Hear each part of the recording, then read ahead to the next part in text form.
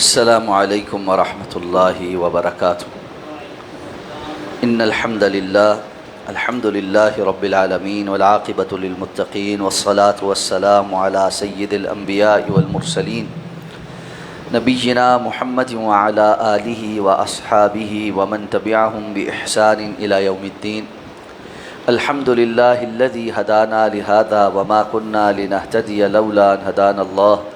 رب اشرح لی صدری ویسر لی امری واحلل عقدۃ من لسانی یفقہوا قولی۔ اللہم انفعنا بما علمتنا وعلمنا ما ینفعنا وزدنا علما۔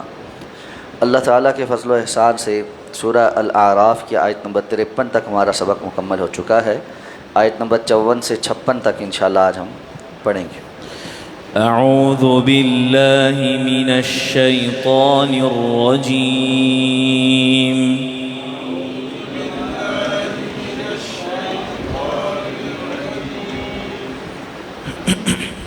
ان ربکم اللہ الذی خلق السماوات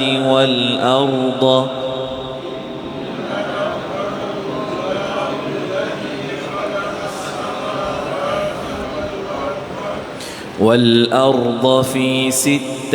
أيام ثم استوى على العرش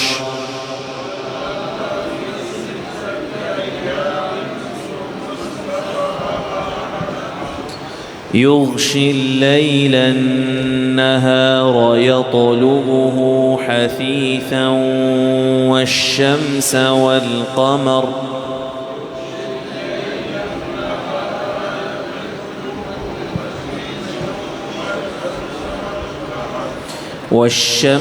والقمر والنجوم مسخرات بأمره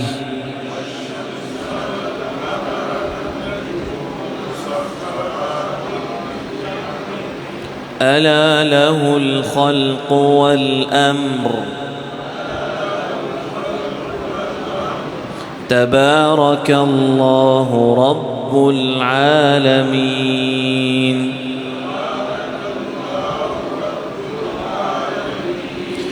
ادعوا ربكم تضرعا وخفية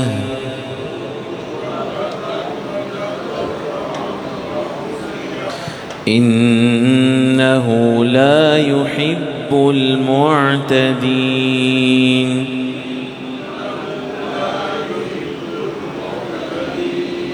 ولا تفسدوا في الأرض بعد إصلاحها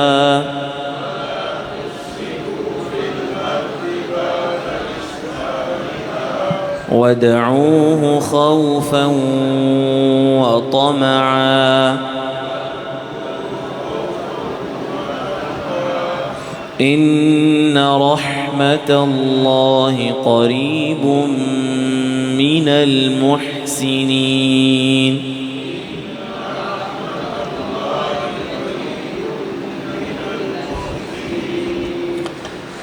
ان ربکم اللہ، یقیناً تمہارا رب اللہ ہے، الذی خلق السماوات والارض، جس نے آسمانوں اور زمین کو پیدا کیا، فی 6 ایام 6 دنوں کے اندر، ثم استوى علی العرش، پھر وہ عرش پر مستوی ہوا، یغشی اللیل النہار، وہ اڑا دیتا ہے رات کو دن پر، یطلبہ حثیثا، جو تیز چلتا ہوا اس کے پیچھے چلا آتا ہے، والشمس والقمر، اور سورج اور چاند، والنجوم، اور ستارے، مسخرات بامرہ، مسخر ہیں اس کے حکم سے، الا لہ الخلق، جان لو اسی کے لیے پیدا کرنا ہے، والامر، اور حکم دینا، تبارک اللہ رب العالمین، بڑی ہی برکت والا ہے جو سارے جہانوں کا رب ہے۔ ادعوا ربکم، تم پکارو اپنے رب کو، تضرعا وخفیہ، گڑ گڑا کر اور تنہائیوں میں، خفیہ طریقے سے، انہ لا یحب المعتدین، بے شک وہ حد سے تجاوز کرنے والوں کو پسند نہیں فرماتا۔ ولا تفسدوا فی الارض، اور تم زمین میں فساد نہ پیدا کرو، بعد اصلاحها، بعد اس کی اصلاح کے، وَادْعُوهُ اور پکارو اس کو خوفا وطمعا خوف رکھتے ہوئے اور امید رکھتے ہوئے. ان رحمت اللہ قریب من المحسنین یقیناً اللہ کی رحمت محسنوں کے قریب ہے. فرمایا کہ اللہ رب العزت نے آسمانوں اور زمین کو 6 دن میں پیدا کیا ہے. یہ دن یقینی طور پر ان کی تعداد یا مقدار وہ نہیں ہے جو آج ہم 24 گھنٹوں کے دن گنتے ہیں، کہ اس وقت تو چونکہ زمین و آسمان تھے نہیں، تو اس لیے یہ سمجھنا کہ یہ 6 دن ہیں، بلکہ بعض مفسرین نے اس سے استدلال کرتے ہوئے کہ اللہ کے ہاں کونی نظام میں جب دنیا میں 1000 سال گزرتے ہیں تو ایک دن گزرتا ہے. کألف سنۃ مما تعدون، قرآن کہتا ہے کہ اللہ کے ہاں جب 1000 سال جو تم گنتے ہو وہ گزرتے ہیں تو ایک دن اللہ کے کونی نظام میں مکمل ہوتا ہے. تو ممکن ہے کہ اس اعتبار سے یہ 6 دن 6000 سال کے برابر ہوں، یا واللہ عالم جتنا اللہ رب العزت کے نے اس کو مقدار بنائی اور اس کو ایک دن قرار دیا. تو اللہ تعالیٰ نے زمین و آسمان میں یہ 6 دن کی تخلیق 6 دن کے اندر پیدا فرمائے. حدیث میں آتا آپ صلی اللہ علیہ وسلم نے فرمایا اتوار کے روز اللہ تعالیٰ نے یہ پیدائش شروع کی اور جمعہ کے روز یہ پیدائش مکمل ہو گئی. اور پھر قرآن مجید میں اللہ تعالیٰ نے تفصیل بھی بیان کی ہے کہ کتنے ایام میں اللہ تعالیٰ نے آسمانوں کو پیدا کیا، کہ 2 دن میں اللہ تعالیٰ نے آسمانوں کا نظام بنایا، پھر زمین کو پیدا کیا، پھر اس کے اندر اس کے جو نظام ہیں 2 دن کے اندر وہ رکھے. تو اس طرح مختلف چیزوں کو اللہ تعالیٰ نے مختلف ایام کے اندر پیدا فرمایا. حالانکہ ہمارا ایمان ہے کہ اللہ تعالیٰ چاہیں تو کلمہ کن سے اس سارے نظام کو پیدا کر سکتے ہیں. اللہ تعالیٰ کے لیے اس سارے نظام کو یا ان جیسے بہت سارے اور نظاموں کو پیدا کرنے کے لیے دقت کوئی نہیں، نہ ہی اللہ تعالیٰ کو کوئی مہلت چاہیے یا وقت چاہیے، لیکن یہ اللہ تعالیٰ کی عنایت ہے اور توجہ ہے اور اپنا فیصلہ ہے کہ اس نے کس چیز کو کتنا وقت عطا فرمانا ہے. فرمایا ثم استوى علی العرش، پھر اللہ تعالیٰ عرش پر مستوی ہو گئے. اور پہلے بھی بات ہوئی ہے کہ عرش پر استواء یہ اللہ کی صفات میں سے ایک صفت ہے، اور اس پر من وعن ویسے ہی ایمان لانا جیسے اللہ نے بتلایا ہے یہ ضروری ہے، اور اس کی کیفیت کے اندر داخل ہونا کہ کیسے اللہ عرش پر مستوی ہیں یہ ہم سے مطالبہ نہیں کیا گیا. اور اس قسم کے سوالات کے اندر پڑھنا یہ بدعتی سوالات ہیں، اس لیے جتنا بتلایا جائے اتنا ایمان لانا. تو اللہ تعالیٰ اپنی ذات کے اعتبار سے عرش پر مستوی ہیں، اور اللہ تعالیٰ اپنی صفات اپنے علم اور قدرت کے حوالے سے اپنی مخلوق کے شاہرگ سے بھی زیادہ قریب ہیں. اور اللہ تعالیٰ اپنی خاص صفت معیت جس کی کیفیت بھی اللہ کو ہی پتہ ہے اپنی ہر مخلوق کے ساتھ ہے. وَهُوَ مَعَكُمْ أَيْنَمَا كُنْتُمْ، وہ تمہارے ساتھ ہے جہاں کہیں بھی تم ہوتے ہو. اور اللہ تعالیٰ کی بہت ساری مخلوقات بھی ایسی ہیں جن کے اندر بظاہر ہمیں ایسا معلوم پڑتا ہے، جیسے جب سورج طلوع ہوتا ہے تو سورج ہوتا تو دور ہے لیکن اس کی روشنی، اس کی کرنیں، اس کی تمازت، اس کی حدت، یہ جو بھی اس کے سامنے جاتا ہے اس کو محسوس ہوتی، حالانکہ سورج وہاں ہوتا تو نہیں ہے، سورج تو دور ہوتا ہے. اسی طرح چاند کی روشنی وہ 4 سو پھیلی ہوتی جب 14ویں کا چاند ہوتا ہے، حالانکہ وہ ہوتا تو وہاں نہیں ہے. تو جب اللہ کی مخلوق میں بعض مخلوقات ایسی عظیم الشان ہیں کہ وہ کسی اور جگہ ہوتے ہوئے اپنی تمازت اور اپنی کرنوں اور اپنی صفات کے ساتھ تمام ارد گرد موجود ماحول کو متاثر کرتی ہیں، تو وہ تو رب العالمین ہے. لیس کمثلہ شیء، اس کی تو کوئی مثال ہی نہیں. اس لیے لوگوں کا یہ سوال کہ اگر وہ عرش پر مستوی ہے تو پھر والعیاذ باللہ کہ وہ پھر تو اللہ رب العزت کے لیے ہم نے کوئی جہت مقرر کر دی. اور اسی لیے وہ یہ بھی نہیں مانتے کہ یہ کہنا کہ اللہ آسمانوں پر ہے یہ جائز ہے، جبکہ رسول اللہ صلی اللہ علیہ وسلم سے صحیح حدیث میں یہ ثابت ہے کہ اللہ کے رسول صلی اللہ علیہ وسلم نے ایک لونڈی سے جب یہ سوال کیا اس کا ایمان جج کرنے کے لیے کہ این اللہ، اللہ کہاں ہے، تو اس نے ایسے آسمان کی طرف اشارہ کیا. تو اللہ رب العزت نے فرمایا کہ اس کو آزاد کر تو ہی مؤمنہ، یہ مومنہ ہے. تو اللہ رب العزت کے لیے علو مکانی العلی، وہ بلند ہے. تو یہ جو علو مکانی ہے یہ اللہ کی شان کے لائق ہے. اور ہم جانتے ہیں کہ ہر عظیم شے کے لیے علو مکانی کا جو ایک نسبت ہے وہ کی جاتی ہے. تو اللہ رب العزت سے زیادہ عظمت والا کون ہے؟ رسول اللہ صلی اللہ علیہ وسلم سے اللہ تعالیٰ کے لیے آسمانوں کے اوپر ہونا یہ ثابت ہے، اور قرآن مجید کی جا بجا آیات میں اللہ رب العزت کا یہ عرش پر مستوی ہونا یہ ثابت ہے۔ اور آپ صلی اللہ علیہ وسلم نے بیان فرمایا ہے کہ ساتوں آسمانوں کے اوپر ایک اور جو ہے وہ سمندر ہے، اور اس کے اوپر اللہ کی کرسی ہے، اور اس کے اوپر اللہ کا عرش ہے، اور اس کی وسعت جو ہے اس کا کوئی جو ہے وہ وہم و گمان میں مقدار نہیں لے کر آ سکتا۔ تو اللہ رب العزت کی سب سے عظیم الشان مخلوق اللہ کا عرش ہے۔ اسی طرح صحیح حدیث میں، صحیح بخاری اور دیگر احادیث کی کتب میں ہے کہ اللہ تعالیٰ رات کے آخری پہر آسمان دنیا پر تشریف لاتے ہیں۔ تو بعض لوگوں نے اس کا بھی انکار کر دیا کہ اگر اللہ تعالیٰ آسمان دنیا پر تشریف لاتے ہیں تو پھر آسمان دنیا پر تشریف لانے کی کیفیت کیا ہوگی، اور اگر آسمان دنیا پر تشریف لاتے ہیں تو اس کا مطلب ہے پھر اس وقت عرش پہ نہیں ہوتے، اور پھر جو رات کا آخری پہر ہے وہ تو دنیا میں کہیں نہ کہیں آگے چلتا ہی رہتا ہے، تو اس کا مطلب یہ ہے کہ اللہ تعالیٰ کہیں نہ کہیں جو ہے وہ آسمان دنیا پر ہی ہوتے ہیں۔ تو ان لوگوں نے ان ساری باتوں کو اپنی عقل کے ساتھ پرکھنے کے لیے اس بات کا ہی انکار کر دیا اور کہنا شروع کر دیا کہ یہ روایتیں ٹھیک نہیں، جبکہ اہل السنہ والجماعہ کا یہ ایمان ہے کہ اللہ رب العزت کی ذات کے لیے ہم اس قسم کی مخلوق کی کیفیات اللہ کی طرف منسوب نہیں کرتے۔ یہ مخلوق کی جو ہے نا یعنی مسائل ہیں کہ وہ اگر ایک جگہ ہے تو دوسری جگہ نہیں، دوسری جگہ ہے تو پہلی جگہ نہیں۔ یہ انسان کے لیے مسئلہ ہے کہ وہ ایک جگہ ہوتا ہے تو دوسری جگہ نہیں ہوتا۔ اپنے اوپر اللہ تعالیٰ کو قیاس نہیں کرنا چاہیے۔ اللہ رب العزت اپنی شان کے مطابق آسمان دنیا پر رات کے آخری پہر تشریف لاتے ہیں، اپنی مخلوق کو پکارتے ہیں۔ ہے کوئی مجھ سے استغفار طلب کرنے والا کہ میں اس کے گناہ معاف کروں؟ ہے کوئی مجھ سے طلب کرنے والا کہ میں اس کو رزق دوں؟ ہے کوئی مجھ سے شفا مانگنے والا کہ میں اس کو شفا دوں؟ اللہ رب العزت کی یہ جو صفت ہے ہمارا اس پر من وعن ایمان ہے، اس کے ساتھ ہی کہ اللہ رب العزت عرش پر مستوی بھی ہیں۔ اور اگر سارا وقت 24 گھنٹے جو رات کا آخری پہر ہے وہ دنیا کے اندر اگر گھومتا رہتا ہے تو یہ دنیا تو اس کل کائنات کے اندر اللہ رب العزت کی ایک بہت ہی حقیر سی مخلوق ہے، بہت حقیر سی مخلوق ہے۔ اللہ رب العزت کا ہمہ وقت رات کے آخری پہر جس جگہ وہ چل رہا ہے وہاں پر اپنی مخلوق کی طرف متوجہ ہونا اور وہاں پر آسمان دنیا پر تشریف لانا ان کی شان کے مطابق کوئی اچنبے کی بات، کوئی اچنبے کی بات۔ اس لیے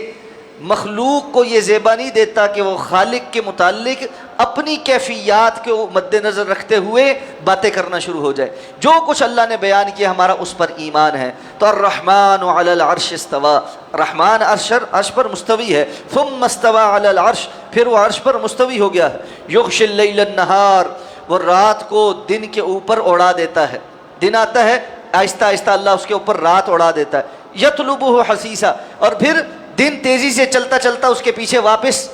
جو ہے وہ نکل آتا ہے، اور یہ سلسلہ جاری اور ساری ہے کہ رات ہوتی ہے دن ہوتا ہے، رات ہوتی ہے دن ہوتا ہے۔ اللہ نے ایک نظام بنایا ہے، اور اس نے یہ نظام مخلوق کی بہتری کے لیے بنایا ہے کہ اس نے دن کو وجعلنا النہار معاشا وجعلنا اللیل لباسا وجعلنا النہار معاشا، ہم نے رات کو لباس کی طرح بنایا، یعنی جس طرح رات ڈھانپ لیتی، لباس انسان کو ڈھانپ لیتا ہے، اس طرح رات چیزوں کو ڈھانپ لیتی ہے، انسان آرام کرتا ہے، اس کے اندر سکھ پاتا ہے۔ اور دن کو معاش کے لیے اللہ نے روشنی کر دی ہے کہ لوگ جائیں اور اپنی ضرورت کے کام کریں۔ تو اس لیے یہ ایک نظام اللہ نے بنایا ہے۔ فرمایا والشمس والقمر والنجوم مسخرات بامرہ، یہ سورج چاند ستارے سب اللہ کے حکم سے ہی مسخر ہے۔ یہ بات سمجھ لینا چاہیے، یہ کوئی نیچرل فینومینا نہیں ہے، یا یہ کوئی بگ بینگ تھیوری نہیں ہے کہ پہلے سے ساری چیزیں ایک تھیں اس کے بعد وہ خود ہی نیچرلی پھٹ گئیں، اور اس پہ سے ہر ایک چیز پھر ٹھنڈی ہوتے ہوتے اس کے اندر کچھ کے اندر زندگی کے آثار رونما ہو گئے اور کچھ کے اندر رونما نہیں ہوئے۔ جہاں تک بگ بینگ کا تعلق ہے تو وہ تو قرآن سے ثابت ہے کہ آسمان اور زمین یہ ایک ہی تھے، کانتا رتقا ففتقناہما، اللہ فرماتے ہم نے ان کو پھاڑ کر علیحدہ کر دیا۔ تو کائنات کے یہ جو سیارے ہیں اور سیارچے ہیں اللہ رب العزت نے ان کو ایک بڑے دھماکے کے ذریعے سے پیدا فرمایا، اور پھر جس چیز کو جس طرح چاہا اس طرح مسخر کیا۔ ہر چیز اللہ رب العزت کے ہاں ایک خاص تناسب کے ساتھ چل رہی ہے، یہ کوئی تکا نہیں ہے۔ وَكُلُّ شَيْءٍ عِندَهُ بِمِقْدَارٍ، اللہ نے فرمایا ہر چیز کے ہاں ایک مقدار کے ساتھ کام کرتی ہے۔ اللہ رب العزت کے ہاں اپروکسیمیٹی نہیں ہے، یہ اپروکسیمیٹلی اتنا ہے، 0.99% اتنا ہے یا 99.99% اتنا ہے، یہ ہماری اپروکسیمیٹی، کیونکہ 100% انسانی بساط میں نہیں ہے، وہ خالق کی بساط میں ہی ہے۔ اس لیے فرمایا یہ سورج ہے، یہ چاند ہے اور یہ ستارے ہیں، یہ سارے کے سارے مسخرات بامری، اللہ کے حکم سے مسخر ہوئے ہوئے ہیں۔ تو اس لیے فرمایا الا لہ الخلق والامر، خبردار جان لو پیدا کرنا بھی اسی کا اختیار ہے اور ان پر حکمرانی کرنا بھی اسی کا اختیار ہے۔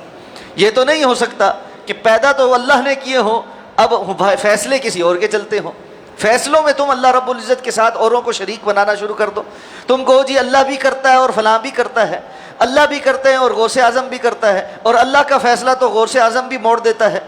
اللہ رب العزت کسی کے متعلق فیصلہ کرے کہ وہ اس کی موت کا وقت آ جائے اور غوث اعظم اس کو واپس لوٹا دے، روحیں پکڑ پکڑ کر واپس لے آئے، اور اللہ رب العزت نعوذ باللہ پھسل جائیں اور غوث اعظم ان کو پکڑ کر سنبھالا دیں اور دستگیر کہلائیں، کیسی بڑی بڑی جسارتیں ہیں، والعیاذ باللہ۔ اللہ کی قسم یہ ایسی باتیں ہیں جن کے متعلق رسول اللہ صلی اللہ علیہ وسلم نے فرمایا بندہ اپنی زبان سے بسا اوقات ایک کلمہ کہتا ہے اور وہ کہتے ہوئے خیال نہیں کرتا کہ وہ کیا کہہ رہا ہے، لیکن وہ کلمہ اللہ کو اتنا غضبناک کرتا ہے کہ اس کی وجہ سے وہ بندہ جہنم کے بیچوں بیچ پہنچ جاتا، جہنم کے بیچوں بیچ پہنچ جاتا۔ سبحان اللہ عما یصفون، پاک ہے اللہ کی ذات ان تمام اوصاف سے جو وہ اللہ کی طرف لگاتے ہیں۔ سبحان اللہ عما یشرکون، پاک ہے اللہ کی ذات ان تمام شراکتوں سے جو اللہ رب العزت کی طرف منسوب کرتے ہیں۔ وحدہ لا شریک ذات ہے، الا لہ الخلق والامر، اسی کے لیے پیدا کرنا بھی ہے اور اسی کے لیے حکم چلانا بھی ہے۔ فتبارک اللہ رب العالمین، بڑا ہی برکتوں والا ہے جو جہانوں کا رب ہے، بزرگی والا ہے، بہت اونچی شان والا ہے۔ اس لیے جب کوئی بندہ یہ کہتا ہے نا کہ یہاں تو میرا حکم چلے گا، اس کو ڈرنا چاہیے، اس کو ڈرنا چاہیے، حکم اللہ کا ہی چلتا ہے۔ انسان کے پاس چھوٹا سا اختیار آتا ہے، اگر اس کی کوئی بات کوئی اس کا سبارڈینیٹ یا کوئی جو ہے اس کے زیر دست کام کرنے والا یا گھر والا نہ مانے، وہ کہتا ہے میرے حکم سے سرتابی کی ہے اور تمہیں جرت کیسے ہوئی، تم نے میرا حکم نہیں مانا، اور وہ بھول جاتا ہے کہ اللہ رب العزت کا حکم چلتا ہے، اس کا حکم نہیں چلتا۔ حضرت غالباً معاذ رضی اللہ تعالیٰ، حضرت معاذ رضی اللہ تعالیٰ بڑے جلیل القدر صحابی، ایک دن کہتے ہیں کہ مجھے میرے اپنے غلام پر غصہ آیا، اس نے کوئی غلطی کی اور میں ایک جو کوڑا سا تھا یعنی جو چابک سی تھی اس سے اس کو پیٹنے لگا، تو کہتے ہیں مجھے پیچھے سے آواز آئی، اے معاذ جتنا تمہیں اپنے اس غلام پر قدرت ہے نا، اللہ کی تجھے اس سے کہیں زیادہ تجھ پر قدرت ہے۔ کہتے میں نے پیچھے مڑ کے دیکھا تو رسول اللہ صلی اللہ علیہ وسلم، اور یہ الفاظ سننے کے ساتھ وہ چابک میرے ہاتھ سے گر گئی اور میرے سے اس کو جھک کر اٹھایا بھی نہ گیا کہ کس انداز میں اللہ کے رسول صلی اللہ علیہ وسلم نے مجھے تنبیہ کی ہے کہ انسان سمجھتا ہے کہ یہ میرا زیر دست ہے، اس کو ذرا میں پوچھوں، اور اس کے اوپر ظلم کرتا ہے تو اس کو یہ خوف نہیں آتا کہ اللہ تعالیٰ اس سے کہیں زیادہ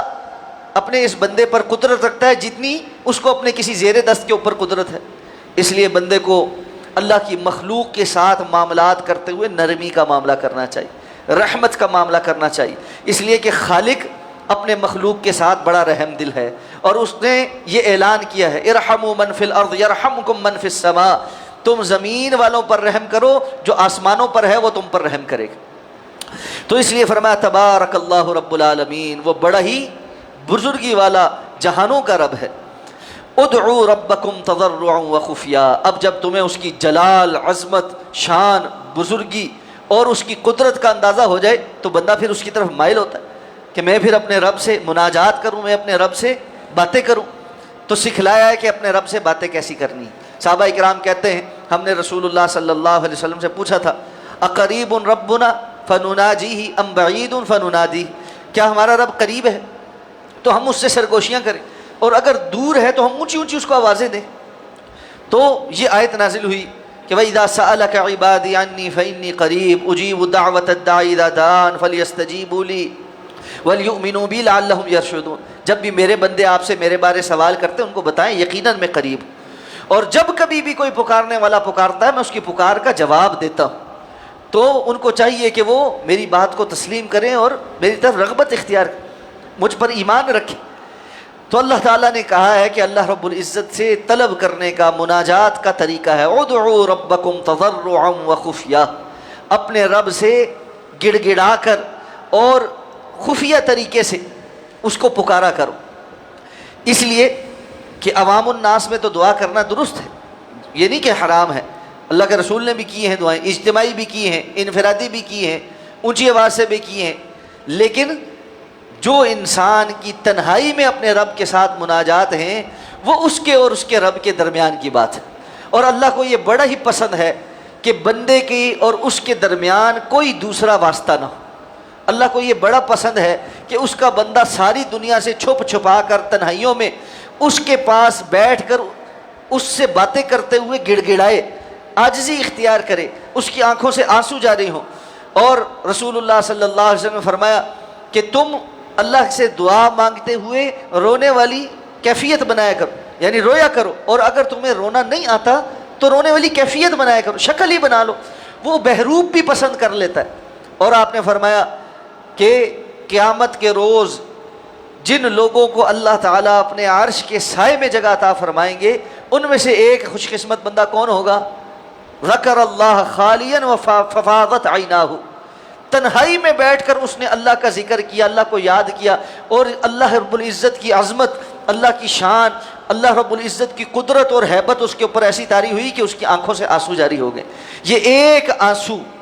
ایک آنسو پوری جہنم کی آگ کو بجھانے کے لیے بندے کے لیے کافی کہ اللہ رب العزت نے اس پر جہنم کی آگ حرام کر دی۔ رسول اللہ صلی اللہ علیہ وسلم نے فرمایا دو آنکھیں ایسی ہیں جن پر اللہ نے جہنم کی آگ کو حرام کر دیا ہے، ایک وہ آنکھ جو اللہ کی ڈر سے روتی ہے، اور دوسری وہ آنکھ جو اللہ کے رستے میں مسلمان ریاست کی سرحد پر پہرا دیتی ہے۔ یہ جو پہرا دینے والی آنکھ اللہ رب العزت کی خاطر، اللہ کی رضا کے لیے، یہ بھی اس پر بھی اللہ رب العزت نے جہنم کی آنکھ کو حرام قرار دیا۔ اور اسی لیے رسول اللہ صلی اللہ علیہ وسلم جو دعائیں مانگا کرتے تھے ان میں سے ایک دعا یہ بھی تھی کہ اللہ تعالیٰ میں آپ سے اس بات کی پناہ طلب کرتا ہوں، من عین لا تدمع، ایسی آنکھ جو روئی نہ، اتنی سخت دلی ہو جائے کہ انسان کو اللہ رب العزت کا ذکر سن کر، جہنم کا تذکرہ سن کر، اللہ رب العزت کی قدرت اور شان کو دیکھ کر، اللہ کی نعمتوں کو احساس کر کے تشکر کے یا خوف کے جو ہے نا جذبات ہی نہ پیدا ہوں، اور وہ بے خوف ہو کر ایک جو ہے نا یعنی ایسا کٹھور انسان بن کر اللہ رب العزت کے سامنے سے گزر جائے اور اس کو کوئی توجہ نہ ہو۔ جبکہ قرآن میں اللہ تعالیٰ فرماتے ہیں اللہ کے بندے تو وہ ہیں جب ان کے سامنے اللہ کی آیات کی تلاوت کی جاتی ہے زادتہم ایمانا، یہ ان کے ایمان میں اضافہ کر دیتی۔ اور دوسری جگہ فرمایا جب اللہ کی آیات تلاوت ہوتی ہیں تقشعر منہ جلود الذین آمنوا، اہل ایمان کے تو رونگٹے کھڑے ہو جاتے، ایسے ان کی جلدیں پھریرا پڑ جاتا ہے ان کے اندر، اور ان کو ایسے لگتا ہے کہ اللہ رب العزت کا جو اللہ رب العزت کی شان اور اللہ رب العزت کا جو رعب اور دبدبہ ہے اس کی وجہ سے ان کا خون ان کی رگوں کے اندر تیز ہو جاتا ہے۔ تو یہ کیفیات ایمان والوں کو نصیب ہوتی ہیں، اس لیے فرمایا تضرعا وخفیہ، اللہ کو گڑ گڑا کر اور تنہائیوں کے اندر خفیہ طریقے سے پکارا کرو۔ انہ لا يحب المعتدین، اس لیے کہ وہ سرکشوں کو پسند نہیں کرتا، حد سے تجاوز کرنے والا سرکش بندہ، فکر ہی کوئی نہیں، اللہ رب العزت کی کتنی معصیتیں کر دی، کتنی اللہ رب العزت کی قائم کردہ حدود توڑ دی، اللہ رب العزت کے نافرمان بن کے پھرتے رہے، اور دل پر کوئی بوجھ ہی نہیں، دل پر کوئی بوجھ ہی نہیں، کوئی فکر ہی نہیں، اور خیال ہی نہیں ہے کہ رب کریم نے پوچھنا ہے، رب کریم کے سامنے حاضری دینی ہے۔ میں ایک ایک لقمہ کھاتے ہوئے، ایک ایک سانس اپنے اندر لے جاتے اور اس کو باہر خارج کرتے ہوئے اپنے رب کا محتاج ہوں، ہر چیز اس نے مجھے عطا کر رکھی ہے، میں پھر میری ہر طرح کی نافرمانیوں کے باوجود اس نے ایک لمحے کے لیے بھی میرا سانس نہیں بند کیا، اس نے ایک لمحے کے لیے بھی مجھے ذلیل اور رسوا نہیں ہونے دیا، اس نے ایک لمحے کے لیے بھی میرا پانی نہیں بند کیا، اس نے میرا کوئی امتحان نہیں لیا، لیکن میں ہر وقت کسی نہ کسی نافرمانی کے ساتھ چلنے کے ساتھ اس کی اپنی نافرمانیوں اور کوتاہیوں کا کوئی بوجھ محسوس نہیں کرتا۔ اس قدر حد سے متجاوز انسان اللہ کو کبھی محبوب نہیں ہو سکتا۔ اللہ کو محبوب بندے وہی ہیں جن کے دل احساس والے ہیں، جن کے دل ڈرنے والے ہیں، وقلوبہم وجلہ، اور ان کے دل کانپ رہے ہوتے ہیں، نیکیاں کرنے کے باوجود بھی کانپ رہے ہوتے ہیں، پتہ نہیں یہ اس قابل ہے کہ اللہ کے ہاں قبول ہوگی یا نہیں ہوگی، ہم تو اللہ کا حق نہیں ادا کر سکتے۔ یہ جو ٹوٹا پوٹا کرتے ہیں اس میں بھی سوچیں اور فکریں پتہ نہیں کہاں کہاں ہوتی ہیں۔ ہمارے تو سجدے بھی استغفار کے متقاضی ہیں کہ وہ ہوتے بظاہر اللہ کے سامنے ہیں لیکن سوچیں کہیں اور ہوتی ہیں، اس میں پڑھا جانے والا سبق بھی پتہ نہیں کیا پڑھ رہے ہوتے ہیں۔ اللہ تعالیٰ نے تو حکم دیا تھا کہ تم شراب کے نشے میں، جس وقت شراب مکمل حرام نہیں ہوئی تھی اس وقت کہا تھا کہ شراب پی کر نماز کے لیے نہ آنا، کیوں کہ تمہیں اندازہ نہیں ہوگا کہ تم کیا کہہ رہے ہو، تمہیں پتہ ہی نہیں چلے۔ لا تقربوا الصلاۃ وانتم سکارى حتى تعلموا، تم اس وقت تک جب تم نشے کی حالت میں ہو نماز کے قریب نہ آؤ یہاں تک کہ تمہاری وہ جو فہم اور ادراک ہے وہ واپس آ جائے۔ اب تو ہم دنیا داری کے ایسے نشے میں ہیں اور مال کے ایسے نشے میں ہیں اور دکان کے اور کاروبار کے اور بہت ساری 100,000 چیزوں کے ایسے نشے میں ہیں کہ سکارا ہیں، آتے ہیں کھڑے ہوتے ہیں اور کچھ نہ کچھ پڑھتے ہیں، زبان سے کیا ادا ہو رہا ہے کوئی پتہ نہیں ہے، اور رکوع سجود کی اٹھک بیٹھک چل رہی ہے، امام صاحب 5 رکعتیں پڑھاتے ہیں تو 5 پڑھ کے چلے جائیں، 3 پڑھاتے 3 پڑھ کے چلے جائیں، کسی کو نہیں پتہ چلتا 3 ہے کہ 5 4 پڑھائیں۔ یہ صورتحال ہے، یہ بھی نشے ہی ہیں۔ ان نشوں سے باہر نکل کر رب کے حضور حاضری خوفا و طمعا تضرعا و خفیہ اس انداز میں دینی پڑے گی۔ اور ساتھ فرمایا ولا تفسدوا فی الارض بعد اصلاحها، زمین کے اندر اس کی اصلاح کے بعد فساد نہ پھیلایا کر۔ زمین کا فساد کیا ہے کہ زمین میں اللہ کی نافرمانیاں ہوں، زمین میں جس جگہ خیر کے کام جاری ہیں وہاں خیر کے کام ختم کر کے نافرمانی کے کام جاری کیے جائیں۔ یہ حکمرانوں کے لیے بھی ہے اور یہ عوام کے لیے بھی ہے کہ ساری زندگی کی مساعی کوششیں اور صلاحیتیں اس کام پر لگ جائیں کہ بندہ اللہ رب العزت کی نافرمانی کے کاموں کو جاری کرنے والا ہو، اللہ رب العزت کے بغاوت کے کاموں کو جاری کرنے والا ہو۔ ولا تفسدوا فی الارض بعد اصلاحها، زمین کی اصلاح کے بعد اس میں فساد نہ برپا کیا کرو۔ اور فساد میں یہ بھی ہے کہ اللہ رب العزت کو چھوڑ کر اوروں کو اللہ کا شریک بنایا جائے، یہ سب سے بڑا فساد اور ظلم ہے۔ اور فساد میں یہ بھی ہے کہ اللہ کی شریعت کو قابل عمل نہ سمجھا جائے، اور فساد میں یہ بھی ہے کہ اللہ کی مخلوق کے ساتھ ظلم کیا جائے، فساد میں یہ بھی ہے کہ دوسروں کے حق غصب کیے جائیں، وراثتیں ہڑپ کر لی جائیں، یہ سارے کے سارے فساد ہی ہیں۔ اور فرمایا وَادْعُوهُ خَوْفًا وَطَمَعًا، تم اس کو پکارا کرو خوف اور طمع رکھتے ہوئے۔ اوپر کہا تضرعا وخفیہ، یہاں کہا خوف اور طمع رکھتے ہوئے، گڑ گڑا کر عاجزی کے ساتھ تنہائیوں میں بھی، اور خوف رکھتے ہوئے بھی اور لالچ رکھتے ہوئے بھی۔ خوف کس بات کا ہے کہ اللہ کی پکڑ نہ آ جائے، امید اور لالچ کس بات کی ہے کہ ہمارے رب نے ہمارے سے قبول کر لینا ہے۔ الایمان بین الخوف والرجاء، مومن ہر وقت ان دو کیفیات کے درمیان ہی ہوتا ہے، ایک طرف اس کو امید لگی ہوتی ہے اور ایک طرف اس کو ڈر لگا ہوتا ہے، وہ ان دو کیفیات سے باہر نہیں آتا۔ یاد رکھیں جس کو مکمل امید ہی امید ہو جائے وہ عمل سے بے بہرا ہو جاتا ہے۔ صحابہ کرام کو تو اللہ کے رسول کی زبان سے جنت کی گارنٹیاں مل گئیں، اس کے باوجود وہ بے خوف نہیں ہوئے۔ آج تو ہمیں کوئی گارنٹی نہیں ملی ہوئی پھر بھی بے خوف ہوئے پھرتے ہیں، اور کچھ لوگ اتنے خوف میں ہیں کہ انہوں نے اس کی وجہ سے عمل کرنا چھوڑ دیا، شیطان نے ایسا وسوسہ ڈالا ہے تمہاری تو توبہ اللہ نے قبول ہی نہیں کرنی، تم اتنے گناہ گار ہو تم نے جانا ہی جہنم میں۔ بعض لوگ زبان سے کہتے ہیں اسی تو جانا ہی جہنم میں جی، پھر جڑا کو مرضی کری، یہ بہت بڑا وسوسہ ہے۔ الایمان بین الخوف والرجاء خوفا وطمعا، خوف اور لالچ ان دونوں کے درمیان رہتے ہوئے اللہ کی پکڑ کا خوف، اللہ رب العزت کی رحمت کا لالچ، اللہ کی جہنم کا خوف، اللہ کی جنت کی لالچ، یہ اس کے درمیان رہنا اور اپنے لیے اللہ سے دعائیں مانگتے رہنا۔ فرمایا ان رحمت اللہ قریب من المحسنین، اللہ کی رحمت محسنوں کے قریب ہے۔ یہ محسن کون ہے؟ دو احسان کے درجات ہیں، ایک جس میں بندہ اللہ کے ساتھ محسن ہوتا ہے اور ایک جس میں بندہ مخلوق کے ساتھ محسن ہوتا ہے۔ اللہ کے ساتھ درجہ احسان کیا ہے؟ ان تعبد اللہ کأنک تراہ فإن لم تکن تراہ فإنہ یراک، اس حال میں اللہ کی عبادت کرنا اور زندگی گزارنا کہ بندے کو لگے میں اپنے رب کو دیکھ رہا ہوں، اور یہ نہیں، یہ جو کہ دیکھنے کے لیے کوئی تصور قائم کرنا پڑتا ہے، اور اللہ رب العزت کا کوئی ہم تصور نہیں قائم کر سکتے، کوئی شکل و صورت شباہت تو ہم مخلوق سے ملتی جلتی نہیں قائم کر سکتے، اس لیے آسان کر دیا اللہ کے رسول نے کہ تصور قائم کرنا اگر مشکل ہو رہا ہو تو یہ تو یقینی ہے نا کہ اللہ تمہیں دیکھ رہا۔ اللہ کی مراقبت کے احساس کے ساتھ جو بندہ زندگی گزارے وہ درجہ احسان پر زندگی گزار، اور پھر جو بندہ اللہ کی مخلوق کے ساتھ احسان کرنے والا ہو کہ ان کے ساتھ خیر کے کام میں ہاتھ بٹانے والا ہو، تعاونوا علی البر والتقوی، نیکی اور تقوی کے کام میں تعاون کرنے والا ہو، اپنا حق پورا پورا وصول کرنے کے بجائے کچھ چھوڑ دے، کوئی کم کر رہا ہے تو اس کے اوپر سے صرف نظر کر دے، لوگوں کی غلطیوں سے صرف نظر کر دے، اچھے انداز میں سمجھائے، جہاں سمجھانے کی باری آئے تنہائی میں عزت نفس کا خیال کر کے سمجھائے، اور لوگوں کے سامنے عزت اور اکرام کرے، پردہ پوشی کرے، غیبت چغلی نہ کرے۔ یہ سارے کے سارے معاملات